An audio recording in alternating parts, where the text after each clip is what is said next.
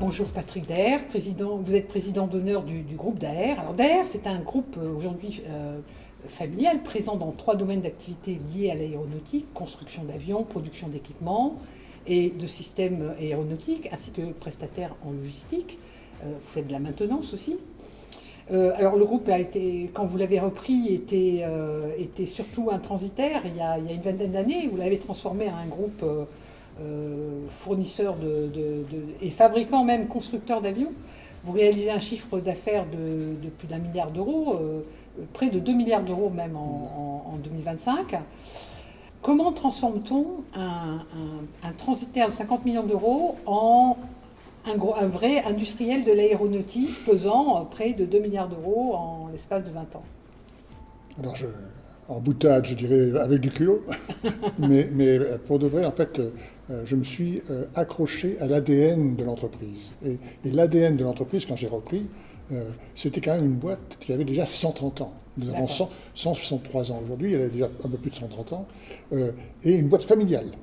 Et donc, j'ai à la fois reconstruire, renforcer les liens familiaux, donc les liens de l'actionnaire, et d'autre part, je me suis appuyé sur 130 ans d'histoire. Et quand vous avez 130 ans d'histoire, vous avez une notoriété, vous avez une crédibilité qui est extrêmement importante.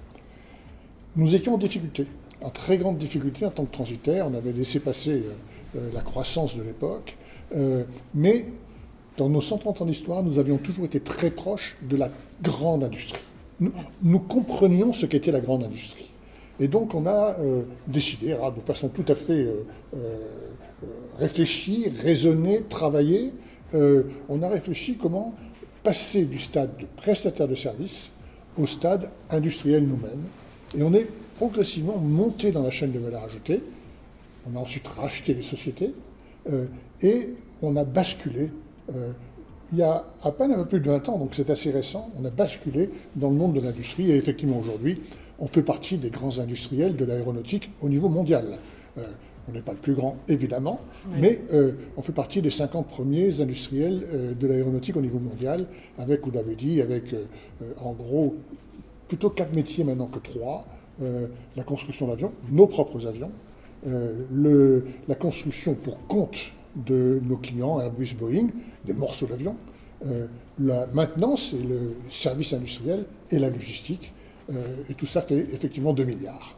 L'aéronautique est l'un des secteurs d'excellence de l'industrie française. Vous y êtes un acteur tout à fait performant. Quelles sont ces perspectives face à la concurrence américaine et à la montée en puissance de l'industrie chinoise?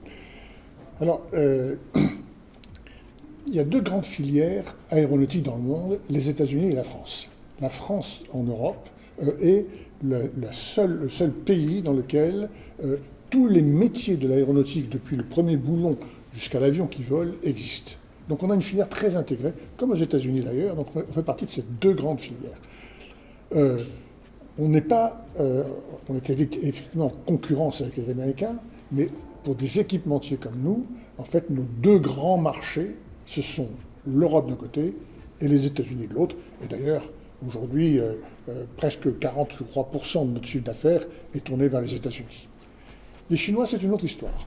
Les Chinois sont dans l'aviation civile, pas dans l'aviation militaire, mais dans l'aviation civile, ont démarré beaucoup plus tard. Et donc aujourd'hui, sont encore dans le premier programme, on va dire, civil, important, quelque chose qui ressemble aux 320 d'Airbus.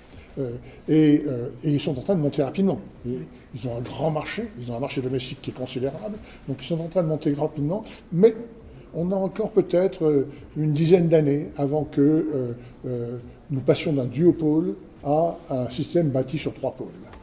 Vous avez un rôle important au sein du GIFAS, qui est le groupement des industriels de l'aéronautique française, et du spatial aussi, il ne faut pas oublier le spatial, puisque vous êtes à la tête de la structure qui représente les équipementiers de cette filière.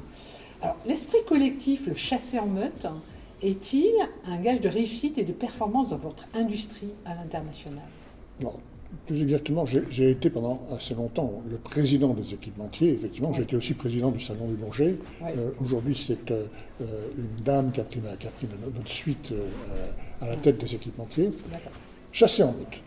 Le GIFA, c'est une organisation très bien intégrée où seuls les patrons des entreprises siègent.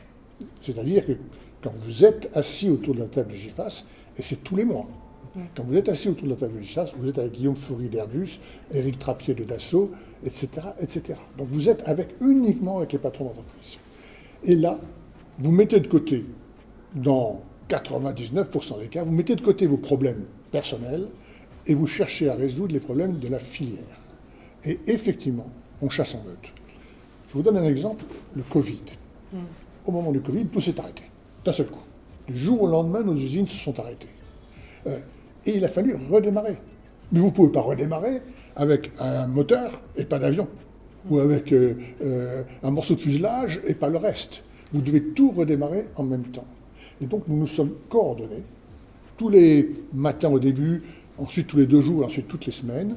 J'étais au téléphone avec les patrons industriels d'Airbus, de Dassault et autres, pour coordonner la reprise de nos usines. D'accord. Donc, en tout cas, dans cette grande filière qu'est l'aéronautique, où il y a énormément d'intervenants, on va dire que l'esprit collectif, c'est quelque chose qui peut servir la performance à l'international de l'ensemble. Quand un Airbus ou quand... voilà. Complètement. Complètement. Ça sert effectivement à la performance à l'international. Encore une fois, on travaille ensemble à la fois nos fabrications, nos constructions, mais aussi nos axes de recherche. Quand, il y a quelques années, l'État nous a dit, mais qu'est-ce que vous faites sur la décarbonation? On faisait déjà beaucoup sur la décarbonation.